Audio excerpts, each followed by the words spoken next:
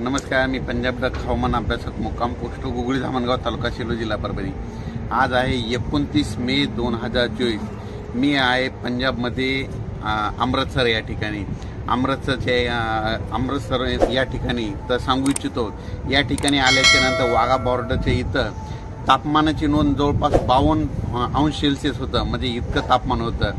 तर हे तापमान आता आज अमृतसर या ठिकाणी नोंदलं गेलेलं आहे। तर तुम्हाला एक सांगू इच्छितो, अशीच परिस्थिती आपल्या महाराष्ट्राकडे देखील अनेक 2-4 वर्षामध्ये उद्भवणार आहे। एकंदरीत परिस्थिती बघायची झाली तर राज्यामध्ये मान्सून म्हणजे केरळमध्ये मान्सूनला 31 आणि 1 तारखेला चांगलं पोषक वातावरण तयार झालेलं आहे आणि पोषक वातावरण राहील। त्याच्यामुळं आपल्या इकडं पाऊस चांगल्या तऱ्हेने पडणार आहे म्हणून हा अंदाज लक्षात घ्यायचा। पण परिस्थिती एक सांगू इच्छितो की राज्यात शेतकऱ्याला पाऊस पडल्याच्या नंतर जमिनीमध्ये एक ओल गेल्याशिवाय पेरणीचा निर्णय घेऊ नये। कारण की जोपर्यंत शेतात पाऊस पडल्याच्या नंतर शेतात जायचं, कुदळीमध्ये खोदल्याच्या नंतर जमिनीतली ओल तपासायची, एकही जर ओल गेली तर तुम्ही पेरणीचा निर्णय घेऊ शकता।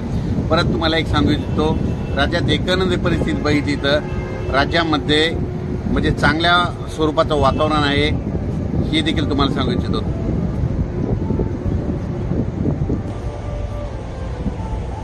राज्यात विदर्भ, पश्चिम विदर्भ, पूर्व विदर्भामध्ये मात्र 7 जूनच्या नंतर पावसाला सुरुवात होणार आहे म्हणून हे अंदाज लक्षात द्यायचा। पण एकंदरीत राज्यात 1 तारखेला फक्त सातारा, सांगली आणि कोकणपट्टी भागामध्ये पाऊस पडणार आहे म्हणून हा शेतकऱ्यांनी अंदाज लक्षात घ्यावा।